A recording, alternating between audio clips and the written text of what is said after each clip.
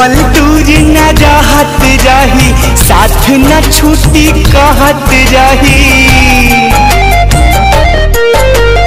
एक पल दूर न रहत रही, साथ न छूटी कहत रही। तने बात भगवान कहाँ चली गई हमर जान।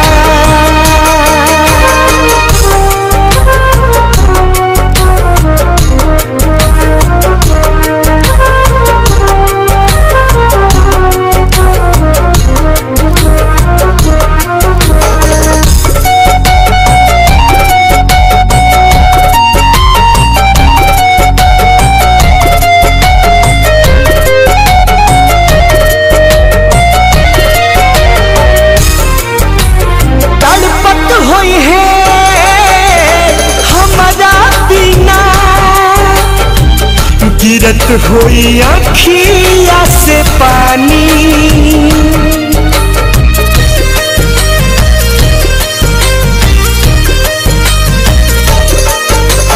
जाने कवना हाल में हुई है।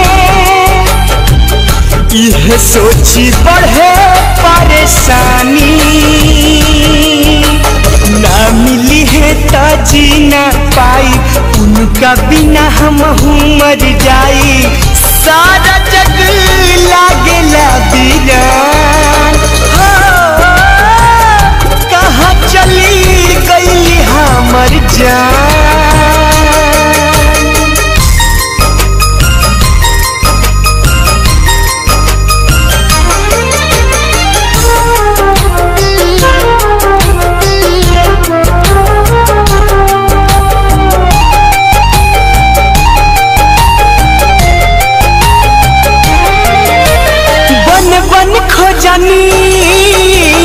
ताल तलैया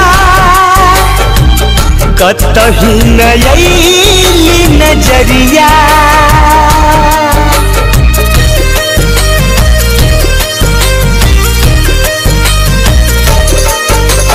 जे भी मिलल सबसे पूछनी, केहू बतावे न खबरिया। बाह पगोदन गोदवले बाड़ी, बोलुअन मोल लिखवले बाड़ी। इहे उनकर पहचान, कहाँ चली गई हमर जान। एक पल दूर न रहत रही, साथ न छूटी कहत रही।